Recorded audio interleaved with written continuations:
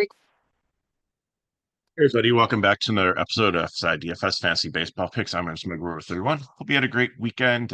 Sorry I didn't get to a video yesterday. A lot going on the weekend doing like NASCAR and all the content and stuff. Needed to get some sleep, but I'll try to bang them out the next 4 days for you here. So, decent slate, 11 games, and let's get into it. So first, we have probably the talk of the town. If you missed baseball over the weekend, one way outside enjoying the nice weather. The Yankees are scoring runs like a video game. I had like 20 runs in one game. I think 12 games or 12 runs in Sunday's game. They scored 7 runs on Monday's game. Just kidding, they didn't even play. But still, controversy. I have these new torpedo bats. But Aaron Judge does not use the bat, and he had 3 home runs in the game on Saturday and one on Sunday. And just Milwaukee's pitching staff is part of the problem. It's kind of funny. Like I think the manager said something like the fact that it's not the uh, wand, it's the magician that was the issue there. But anyways, what they did with the bats is they were getting jammed a lot, especially in the World Series. Like some of the older players didn't have the bat speed, so one of the brilliant engineers on the team, they crafted the bat to move the mass of the wood from the top down more towards the label is to increase the mass where the sweet spot is to help them get hits where they normally would get jammed. So just a matter of time before either A, Major League Baseball bans it, B, everybody starts using these bats, and there are other players off the Yankees that have had these bats in the past. They just haven't been as successful. Like it just takes like a 20-run game to like kind of bring it to the limelight. And the third thing is they just start pitching them outside and start hitting like the little nub on the top, or the bats where they moved it just start. I guess it's more towards top, so I don't think it'd break it. Like if they moved it more from the middle to the top and made it thinner there, I think it'd be more of an issue. But I don't think we see as many broken bats with these things. It might actually help. Um, Maybe Major League Baseball moves all to these because they might be safer, but who knows? Anyways, enough of the bats. So we have Yankee Stadium. We have wind blowing out 10 miles per hour, 50 degrees. So temperature kind of neutralizes it. The wind definitely helps it. And you've got Corbin Burns, who's a really good pitcher. It was Orioles last year, Milwaukee before that, and should be Arizona's ace, even though he's going to like pitch in the middle of the rotation just because he wants to try to make sure that he gets like enough rest in between his starts to just kind of prolong his career. And Will Warren is, I don't think he's an emergency like starting pitcher here just because I think the Garrett Cole situation. I don't think it was an intention to be starting him, but so they figure out their lineup and get everybody like healed and I think Schmidt back and stuff like that. So Burns I think is definitely playable here. Like the Yankees obviously with bats and a hot start and everything, but Burns is a decent pitcher. So I think like, and if you're looking at the screen here, like Gilbert, clear cut, number one, that's be kind of like the lock in one, and then everybody else like that you pay up for. There's like a huge gap in between. So I think Burns is playable, maybe in cash if you need. Um, Warren on the other side, not really going to touch. Arizona bats, I like against Warren here, especially lefties. Carroll, Marte, Naylor. Great ballpark for him with the wind blowing out there. And then you got some cheapies, probably maybe with McCarthy hitting like sixth or Pavlin Smith. Both of them are around like the 3K range. So, and Perdermo is a switch hitter, like wrap around. There's a lot of ways you can go there. With the Yankees, I know they'll have a ton of ownership. People will be playing Wells, Judge, Bellinger, Chisholm against their righty here, maybe even Dominguez with switch hitter. Ben Rice has actually got into the party hitting home runs. Cabrera has been a good contact hitter. Like he's not bad to play in a wraparound if you want to have a cheaper Yankee stack than um everybody else trying to get like the 2 high 5K guys in there with Jazz and Bellinger and Judge. If you go like Rice, Cabrera, Wells, Judge, Bellinger, and there, especially if you're doing like a showdown slate, if they're on it, then that's pretty decent also. But I think that they're down at the bottom. I think Burns is a decent pitcher, and I think they kind of cool off here, but could be wrong, and I'm sure they have a ton of ownership. Pittsburgh and Tampa Bay. Justin Lawrence is who we think is going to play. It looks like it's a bullpen game. He's only 4K, 150 max if you need somebody, but I just he's been rough. Some of the other names that are floating out there are just like single or double A guys that are coming up. I just don't really think they have a good plan. Pittsburgh's pitching hasn't been great to start the season outside of Scenes and their top guys up there. So there's a huge fall off like when you get like third, fourth, and fifth in their rotation. And Baz for Tampa Bay is okay. Pittsburgh has not been hitting well recently. And I watched the game last night and they're talking about how they're trying to make up for it by like making sure when they do get on base through walks or hits that they are stretching them out. And they have been running more than anybody. Like they went a ton of like, I think it was like five, six, or seven straight steals without getting caught to start the season. You got Pham leading off, who's got some speed. Reynolds can steal bases, but Cruz is on fire stealing bases. IKF on the bottom of the lineup. So love. I'm going to be playing Pittsburgh, I think, on a daily basis, and like GPPs just in one line, just throwing in the guys with speed for base running in there, just because it can add up, and I think the hits will eventually come. And then Baz here really doesn't scare me, so I think they're definitely in play as a cheap one. Tampa Bay would be my favorite cheaper stack here. Love the park upgrade here. 83 degrees, warmest place, wind blowing out a little bit. Steinbrenner Field is I think the home run rating's 104, which is above average, especially for lefties. So that's something that to take into consideration when you have Brandon Lau here. Aranda has a little bit of power in the lineup too. So they don't have a ton of lefties in this lineup. It's mostly righties, but I think against like this Pittsburgh team, I think Diaz, Camarero, and Fine Morel's been decent, and even some of the younger ones like Misner and Magnum have been fine, and Jensen as the veteran catcher can be good also. So love me some Tampa Bay as some cheap fill-ins here. The most expensive one is Caminero at 5-1, but I'm fine with just Diaz and Low, and then Aranda's 2-8, Morales 3-9, Misner, who has the split, is 2-6. So I think that's definitely some value for you there. Nationals and the Blue Jays, Trevor Williams and Jose Barrios. Williams has really improved himself. I think Toronto doesn't strike out much. He doesn't give up much hard contact. So I think that Trevor Williams is a very vanilla play here.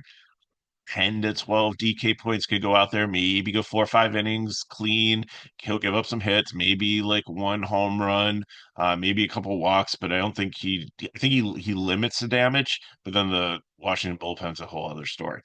Uh, Barrios on the other side, he really struggled in his first start here. And not that Washington has a ton of power, but they don't strike out a ton either, and he's not a huge like strikeout pitcher.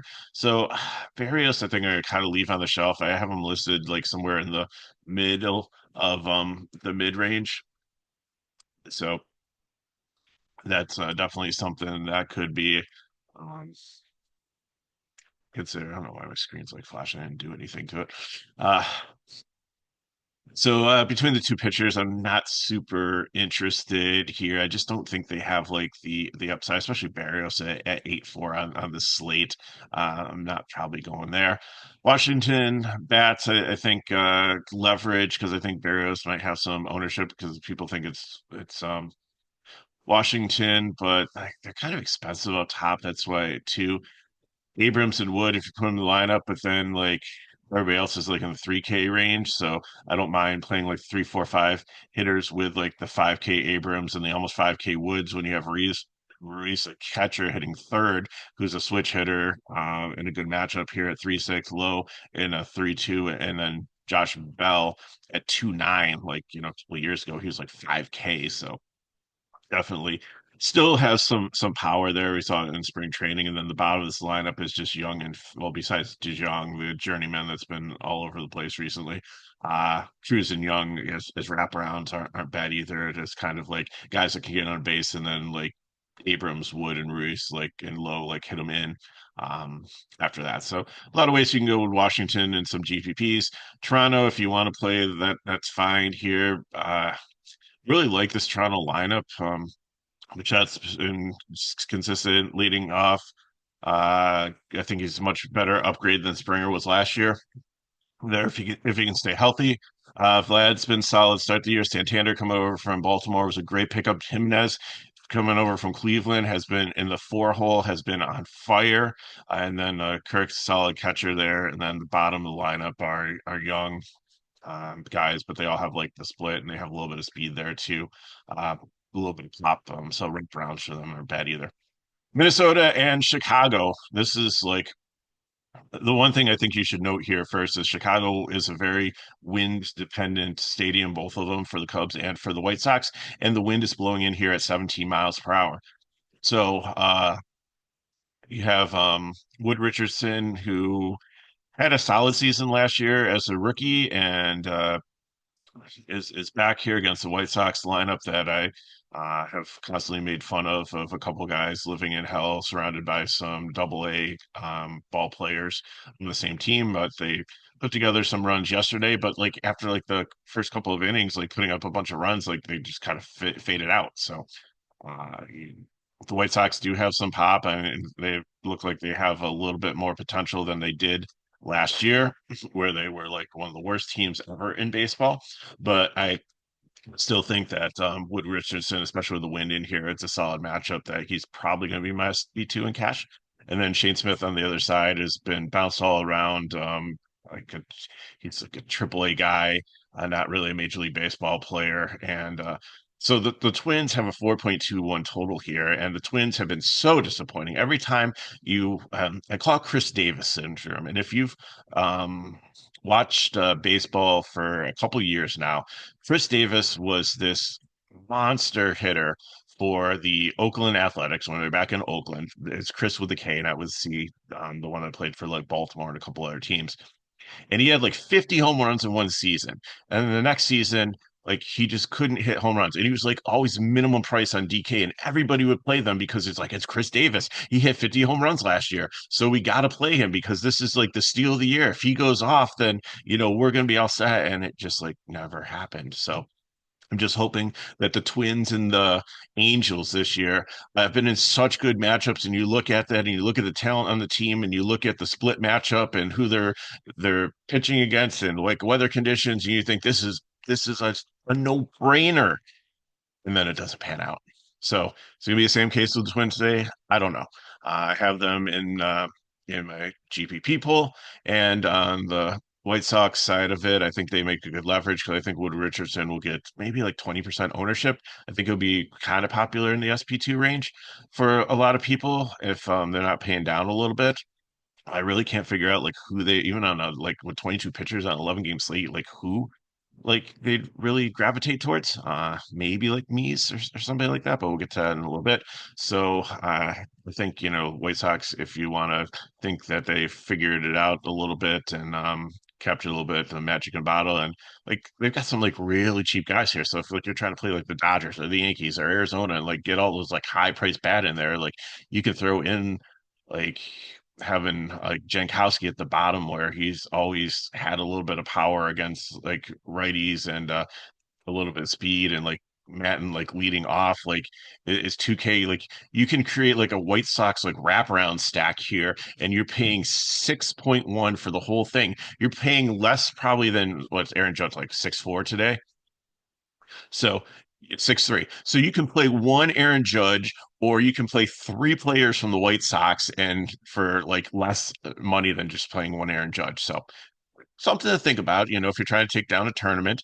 Again, if Wood Richardson has an off day or like the Minnesota bullpen, something like that. Maybe, when I didn't look back at the box score to see how many pitchers they used when the White Sox put up like 7 runs early. I'm sure they had to get into bullpen earlier than they wanted to, so I'm sure it's not well rested. So that could be another factor here. I'm not saying that these guys are or gangbusters or wherever, but I'm just saying that it's a strategy to consider if you're playing GPPs.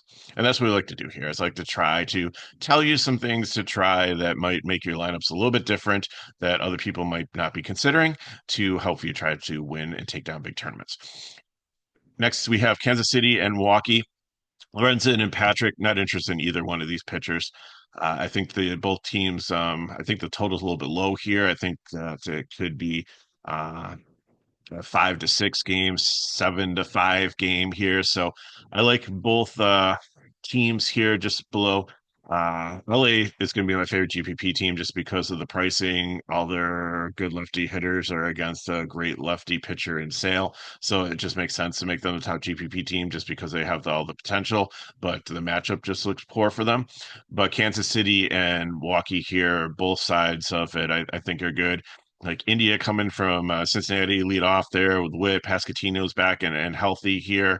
And Perez is still strong. Massey, I mean, there's a lot of fall off after that in the bottom of the lineup. And then Milwaukee's been solid also, even though they struggled in like Yankee Stadium. But they actually, kind of got overshadowed because they still put up like 8 runs in the game that they lost like 20-8. Like they were still scoring, even though the Yankees were scoring like copious runs more than them. Terang leading off has always been solid. 4-3 is a great price for him. Chirino, like him, they're against lefties, but still solid. Yelich is looking healthy finally and decent. Sal Frelick is always cheap and has some speed and power at the fifth position there. And then, uh, even like Oliver Dunn or like Ortiz with a wraparound, I'm fine with that too. Angels and Cardinals. Here we go again. Same thing as Minnesota. The 18-mile-hour wind blowing in St. Louis is not as extreme as the Chicago parts with wind blowing out, but it's still when it's hot in St. Louis and wind's blowing out, it does help with hitting, just the way the ballpark is made. So Kyle Hendricks is a very familiar with the Cardinals, and he's actually dominated the Cardinals, but he just doesn't have the K upside. So I think he can go out there and he can eat innings and have like a clean game against them and just I don't know if it's psyche or if he just knows the players and the team's pretty much besides losing Goldschmidt to New York and the same as it was last year. It's like Nootbaar is just healthy now and Herrera the catcher's there. Um, Contreras has moved to first base, but Jordan Walker is back up, and there are some strikeouts in this lineup. So I think Hendricks is solid for you. I have him in the fade, no interest, but then I remembered how he was against the Cardinals. So before I post this and officially on FSI, I'll probably like move that over. So again, that's why you paid just not to like fast forward through the video, actually listen to the context of things here. So Hendricks, I think's in play. Probably more of a GPP for me. Liberatore on the other side, like they're going to let him go out there and pitch. And again, you could go 2 ways here. Play the Angels against him. All the righties there can destroy lefties, like we saw it over the last couple of seasons, especially when Trout was healthy.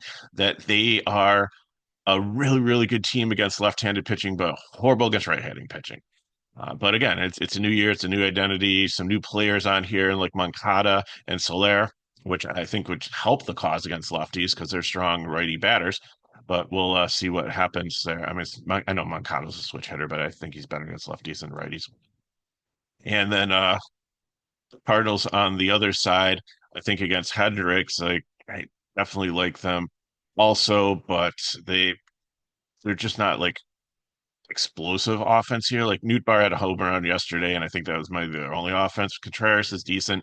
Donovan is decent. Arenado still has some tread on the tire. Burleson, but it's just not a lineup that like really scares me. And I know the bottom line of like Scott and Wynn have a ton of power, but they just don't get on base enough for me to like Mason Wynn at like 3.8. Like he had a terrible spring training. I really want to see some consistency before I start playing him. I think he'll end up at the top of the lineup if he does figure it out, especially against lefties. But St. Louis, I think, is definitely in play if you're looking for some cheap bats because the most expensive one is Contreras at like 4.2. Everybody else is in the 3K range and the 2K range. San Francisco and Houston, Logan Webb, I think he had a little bit of a shaky first start, but I think he'll be fine here. I think everybody will be off him because, like, hey, he's playing Houston. But Houston if I looked it up recently, has scored 8 runs this season in 4 games. They average like 2 runs a game. So it's really not the Houston team. I think the loss of Tucker and the loss of Bregman is really starting to um, get back at them. I know they brought in Paredes and it's a decent, better, it's a park upgrade for him there. And Christian Walker should be okay, but I like him better against lefties. But the bot and Cam Smith, the rookies up there, and Brendan Rodgers, the cast off from Colorado towards the bottom of the lineup. and they've got some just rotational platoon players, but it just team is still above average, but they're nowhere near as scary as they used to be. So I think Webb's definitely in play here. Wisniewski, I think, is in play also. Like San Francisco is not a high strikeout team. They really are great at mixing and matching and platooning against you. And I like having like Lee back in the lineup and Adamas addition and some of the younger guys starting to bloom. Is I think it's going to be a solid year for them. So I I think you can play him in the cheaper range, or like he's under like 8K at 7. He's like the high end of the cheap range. But I really don't like trust going like super far down in pricing this year. So bat wise, I think like Wisniewski has had given up some home runs. So Wade, Adamas, Lee, Chapman, Ramos, like even Bailey, the switch hitting catcher at 3-2. I think you can play any of those. I wouldn't play the guys at the bottom of the lineup as much. Um, Especially like Fitzgerald, like batting ninth at like 5-6. Yeah, no, he's at 3-1, sorry. Um,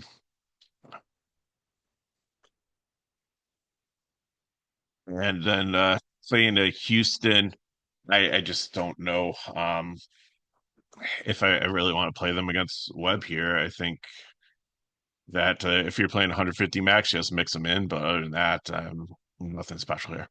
Detroit and Seattle Mariners, Mees and Logan Gilbert. Gilbert, like I said, lack of the slate against the Detroit team. They're banged up. You might have some guys like Henry Malroy coming back finally, but it's just not what they were last year. I think they'll put it together, but they only have a 2.85 total here. And and Gilbert should absolutely go out there and just destroy them and score 25, 30 DK points. I know it's early in the season, so he might not go out there and go like or 6 innings, but I think he goes out and gets strikeouts and does enough to absolutely dominate in this. Me's on the other side, like Seattle's been a high strikeout team, and again, it's if it was against a lefty, I'd be a little bit concerned. Like Riley and Polanco are the only two that I'd really might be a little bit concerned with. Like Riley just has seems to have like decent power against everybody, and Polanco's a good hitter. Uh, I mean, Tellez used to be like a righty specialist when he was um, where'd he go? I think it was Milwaukee, and then I think he went to Pittsburgh potentially. But other than that, like the bottom of this lineup, between like JP Crawford, like it's great defensive shortstop, but like not the offensive player he was when he used to lead off for this team, and Bliss, like nothing special here. So I think Mies is definitely in play here. Also, these pitchers aren't going like later in the season. I'd be like cautious, like don't play pitchers that are facing each other, even if it's going to be a great pitchers duel, because you're kind of sacrificing the win equity. But yeah, are these pitchers going deep enough, like in the first couple of weeks of the season, to even be able to make it to be considered for the win or qualify for the win? I don't think so. Bat wise, I think they're both going to be just leverage plays because I think both pitchers will have some decent ownership. Cleveland and San Diego Padres, Logan Allen struggled. Um, San Diego is one of my favorite teams on the slate here with the power against him. Not going to be playing Allen. And King is in the 150 max category because he had a rough first start. Like he just 8-7, can't pay that. Cleveland does not strike out. And even though I have like Cleveland in the leftover, because I think people are going to look at the name of King and like remember last year and not like taking consideration how bad he looked in spring training and what he did in his first start, that they're going to click on him. So I think the Cleveland bats are going to be lower owned, especially playing in 940. Usually, like people play sometimes DFS teams that are going to play early on, especially on the East Coast, so they can watch them play, not when they're probably in bed and wake up and hope that like they're not going for like late night hammers here. So give me some of the lefties on Cleveland here. And Quan Ramirez a little banged up. We'll have to see how he does. But Manzardo is cheap with powers, and Tana and Nolan Jones coming in from Colorado. You have like pretty much five lefties to start off against King here, and then Bull Naylor uh, later on in the seventh hole there. So lots of great bats that you can pick up to make a Cleveland stack. And San Diego Tatis, probably gonna skip areas here and go with Gurriel because it's against the lefty. Gurriel's only like 2-2, super cheap. Machado, Xander, and maybe even like Lockridge of the go wraparound stack there to make it work. Cubs and Athletics, Steele and Severino. Steele against the Athletics should profile pretty well. I think that you can consider him as an SP2 also. I kind of like Wood Richardson better. Saving you $400 there, but I have no objection playing Steele.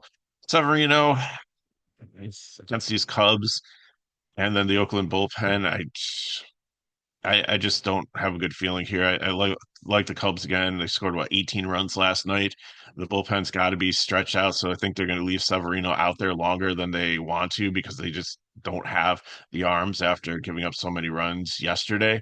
And I really love the Cubs here. I think they're going to be my top stack on the slate again. Give me Hap, give me Tucker, give me Bush, give me Swanson, even righty and righty.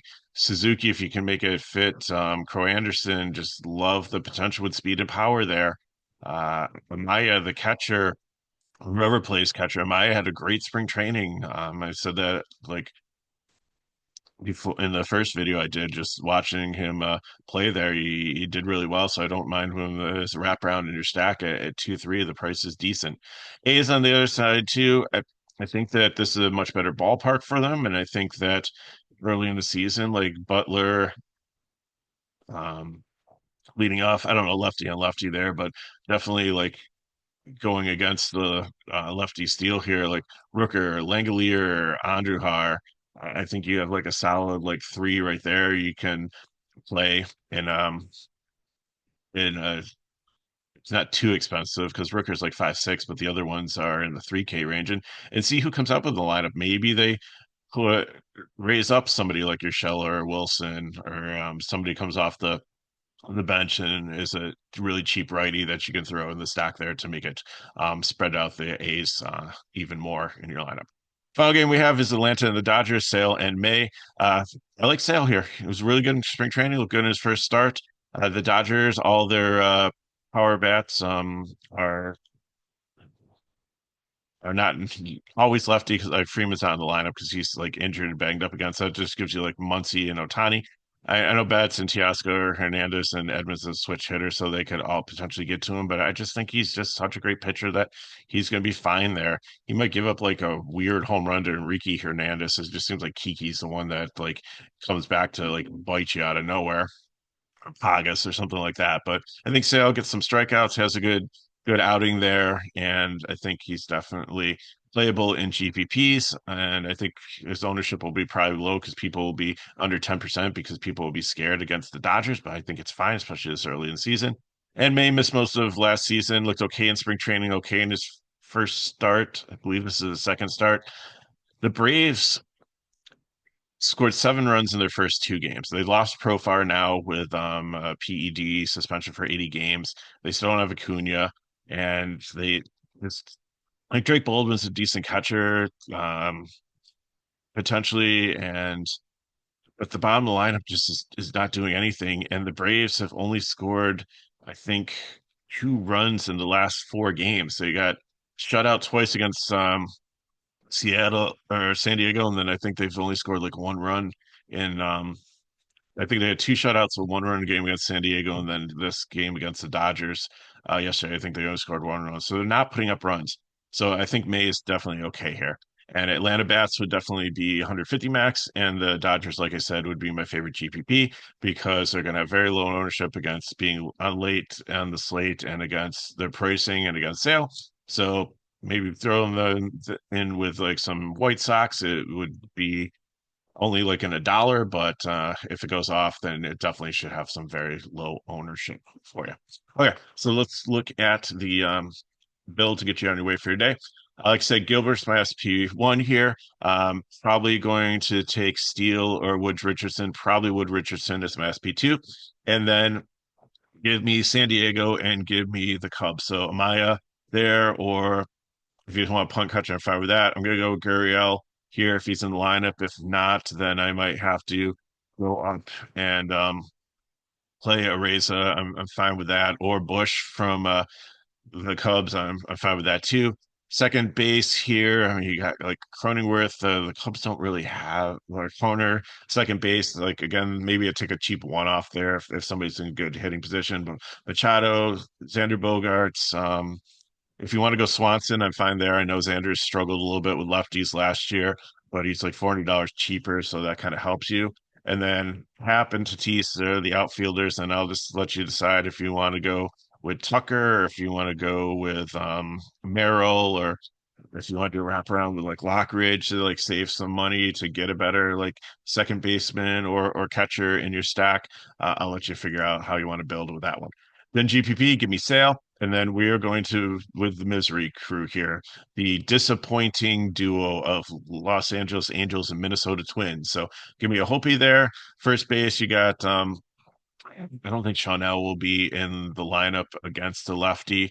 So you probably look see who Minnesota has. That might be another case for a one-off. I'm not sure if uh, the way the spacing is with the Minnesota, it's France. So that's why I put Larnish there because if you're going to go with like the Minnesota one and take Carrera, then unless you get unless Hope's not there and you take Jeffers as catcher, you're putting way too much space between your batters. So in order to like Franson at first base, then I'd go like Larnish over at Buxton. It's going to save you some money too and help you get a better SP too. Then Trout and Moncada and Hopi. So I'm hoping to try to like capture like the 1 through 6 batters in here and then fill in with Minnesota. I'm going heavier Los Angeles, but it all depends on how the lineups come in. So I got for you. If you have any questions, put them in the chat below. Hit me with MegaRover31 on Twitter/X. Or get into our Discord, ask me questions there. For more information on FSi DFS, go to the description of the video and we can get you signed up. Really cheap packages covering, I think we got like EPL today with Charlie. We're still doing NBA, NHL, college basketball, like is still going on for a little bit longer. Ferret has done a great job with that. And, we got baseball with Pete Cole and I. So lots going on. So come check us out. And if these videos help you, help us back, like, subscribe to our channel, and share with your friends. So thanks for watching. I will see you tomorrow. Hope you have an amazing Tuesday and good luck in your contest. And I'll see you next